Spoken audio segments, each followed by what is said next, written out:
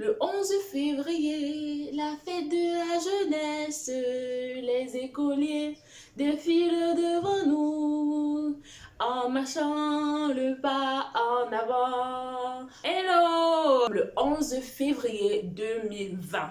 Et qui dit 11 février dit la fête nationale de la jeunesse au Cameroun. Mais t'es-tu déjà demandé d'où provient la fête de la jeunesse? Dans cette vidéo, on va parler des origines de cette fête. Je vais te présenter une légère story time et je te réserve à la fin une surprise. Alors reste jusqu'à la fin et j'envoie le générique.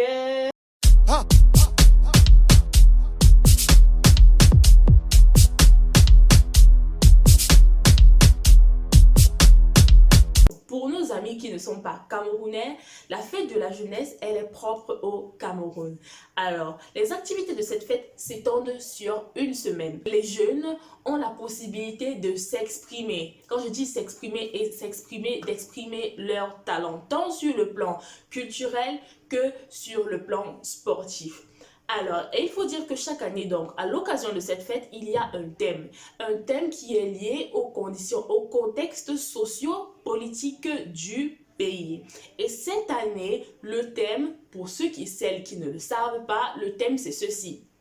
Jeunesse, paix, décentralisation et participation à la gouvernance locale pour un Cameroun nouveau. Alors, vous aurez des établissements scolaires qui vont proposer des soirées culturelles, qui vont proposer, comme on dit généralement chez nous, les kermesses. Et pendant ces soirées culturelles, vous-même, vous savez, les soirées culturelles, on invite certains artistes, les jeunes, comme j'ai dit, ils vont s'exprimer, ils vont danser, ils vont chanter, ils vont présenter, ils vont les sketchs, le dessin, en fait, d'exprimer ton art.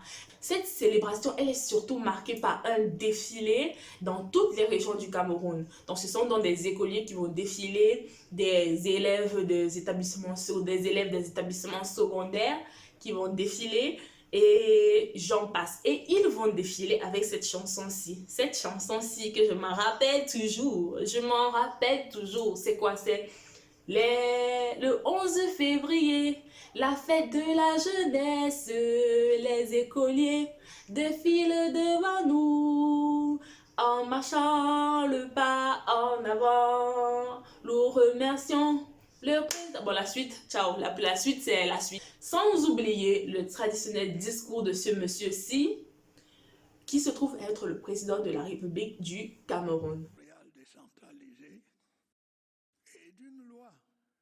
Qui assure l'égalité de l'usage du français et de l'anglais.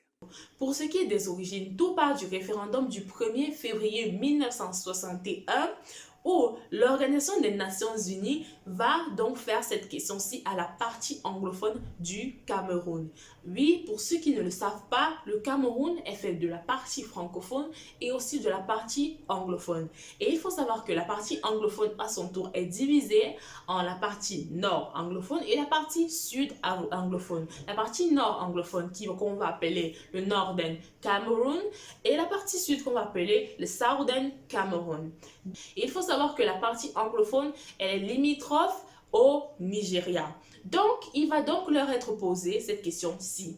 Voulez-vous devenir indépendant tout simplement en vous rattachant au Cameroun ou au Nigeria? Et le début des plébiscites sur la zone british du Cameroun commencera donc le 11 février 1961.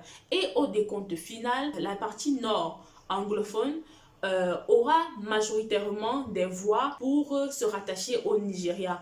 Par contre, la partie sud du Cameroun, la partie sud de la zone british, aura majoritairement de voix pour se rattacher au Cameroun. Ce qui est pour déplaire vraiment aux autorités camerounaises qui voulaient que l'Organisation des Nations Unies fasse un décompte global. Alors parce que tout simplement, s'ils proclamaient les résultats de manière globale, c'est-à-dire ne faisant pas la différence entre la zone nord et la zone sud, on aurait eu une majorité qui veut se rattacher au Cameroun. Les autorités camerounaises ont défendu en vain leur position jusqu'en mai 1961. Malheureusement, cette requête n'aura pas de résultat et le 31 mai 1961, le président de l'époque, qui se trouve être ce monsieur-ci, va s'adresser à la nation en déclarant la force l'emporte sur la justice. Et en juin de la même année, le 11 février est déclaré jour de deuil national en référence à la perte de la partie nord-anglaise du Cameroun. Et ce n'est qu'en 1966 que le président Amadou Ahidjo, qui se trouve être le président de l'époque, va donc annoncer son désir de changer ce jour de deuil en jour de joie parce que tout simplement, selon lui, la jeunesse est le fer de lance de la nation et que tout simplement, elle a un rôle important à jouer dans le devenir socio-économique et politique du pays et qu'elle devrait activement participer à l'édification d'un Cameroun qui se veut être prospère. Au départ, les festivités duraient tout le mois de février, mais pour des raisons économiques et scolaires, elle a été ramenée à une semaine. En même temps, on les comprend, le cours normal des choses était bloqué ou stoppé ou réduit au ralenti pendant tout un bon mois. Donc pour ces raisons-là, elle a tout simplement été ramenée à une semaine. Story time, petite story time, petite story time, petite comme ça. Petite comme ça, il faut savoir que sur ma chaîne, il n'y a pas de story time, mais bon, aujourd'hui, j'ai envie de te présenter une story time. Alors, il faut savoir que je viens d'un collège, l'un des plus grands collèges de la place, de la capitale, Yaoundé, et je faisais partie du club danse. Et vraiment pour moi cette période de la jeunesse, cette fête de la jeunesse, il y avait tellement d'activités au collège, on faisait tellement d'activités au collège. Et moi par contre, quand j'étais au club danse, voilà, on avait plein de choses à faire. Il fallait répéter pour un événement à gauche, il fallait répéter pour un événement à droite.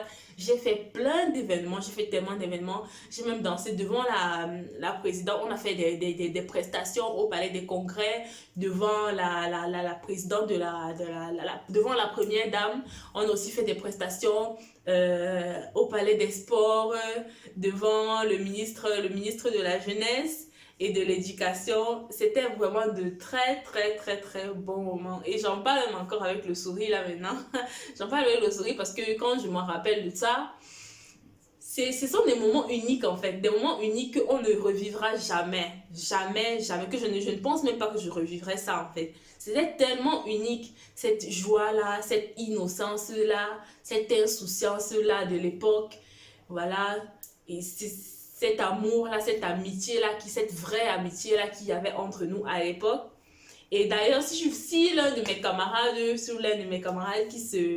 de l'époque là, passe par ici un jour, je tiens à vous saluer, un petit coucou, voilà, à tous mes camarades de l'époque. Et je me rappelle, donc souvent pendant les répétitions de danse, parce qu'il fallait préparer les événements, pendant les répétitions de danse, souvent on rentrait tard, on dansait, on rentrait jusqu'à tard dans la nuit et c'était tellement bien parce que quand on rentrait, après on tapait les divers, on tapait les commentaires en route, on marchait même à pied pour rentrer à la maison, on marchait à pied, on n'avait même pas besoin de prendre la voie de taxi. Souvent quand on prenait le taxi, c'était même tellement, en fait, on voulait plutôt marcher à pied pour conserver le moment, pour rester le plus longtemps ensemble en fait.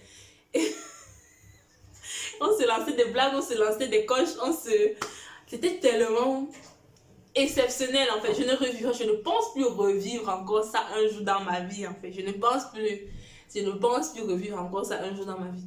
Donc on rentrait tard. Et quand on rentrait tard, en même temps quand tu rentres tard, tu sais qu'on va te gronder. Mais tu sais quand même que tu vas rentrer tard. Donc on va te gronder parce que tu es rentré tard, mais tu t'en fiches parce que tu veux profiter du moment avec tes amis.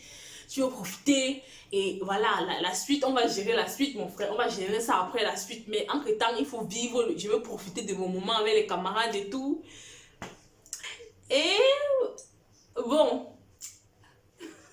je ne sais pas si je dois dire ça ici, est-ce que je dois me poser ça ici? Le jour de la kermesse, il faut savoir que la kermesse c'est soit le 9, soit le 6, soit le 9, soit le 8, soit le 10. Donc pour la kermesse, donc souvent il m'arrivait, il m'arrivait de shipper certains petits accessoires à maman parce qu'il va être on top, parce qu'il va être on flic. Il m'arrivait souvent de shipper, par exemple, les chaussures. Heureusement, avec ma mère, je chausse les mêmes pointures, on chausse même pointures. Et donc, je volais souvent ses chaussures pour aller à la kermesse et elle ne savait pas. Donc là, je suis démasquée maintenant. Quand elle va voir la vidéo, elle me dit, donc tu voulais mes chaussures. Tu voulais mes chaussures, je voulais ses chaussures, je voulais ses bijoux pour aller à la kermesse. Voilà, c'est parce qu'il faut que tu sois un flic, il faut que tu sois un top, il faut que tu sois parmi les filles qui soient plus bien habillées, il faut que tu sois parmi... Et je n'étais même jamais parmi les filles les plus bien habillées. Il faut que je te dise déjà ça. Donc, je voulais être parmi les filles les mieux habillées, mais je ne réussissais jamais malgré le fait que je volais les choses à ma mère. Ça me manque un peu ces moments-là en fait. Ce sont des moments où je me suis vraiment exprimée dans ma vie. Vraiment exprimée dans la vie à travers la danse. Où j'ai vraiment vécu en fait des choses, même là, parce que le fait d'aller, de monter, descendre avec le même groupe, ça tisse vraiment des liens où j'ai ressenti de forts liens en fait, de forts liens dans notre groupe de danse.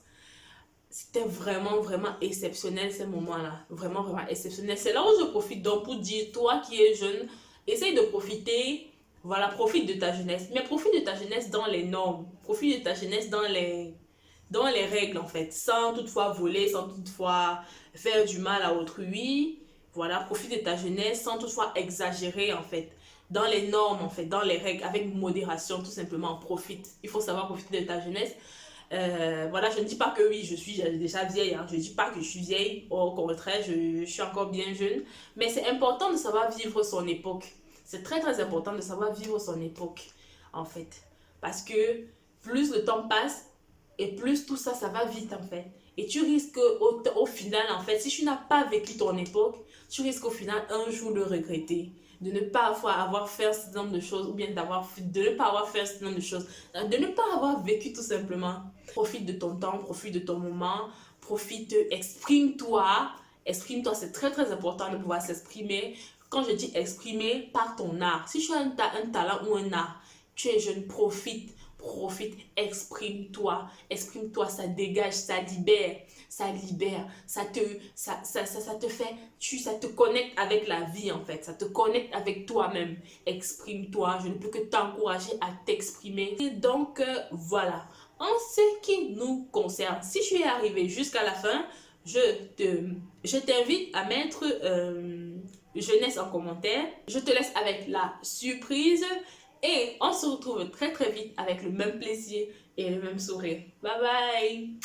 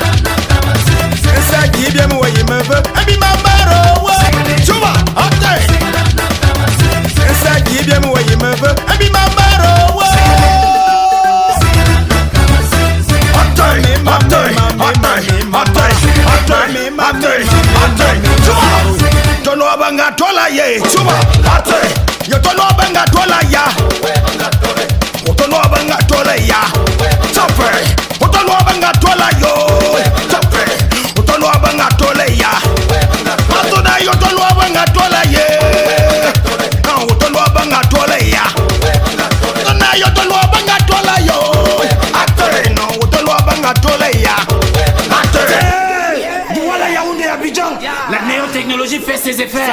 Écoutez, accord, impérator, impératorise-moi le son. Tolo banga tola ye, chuba, ate. Yo tolo banga tola ya. Tolo banga tola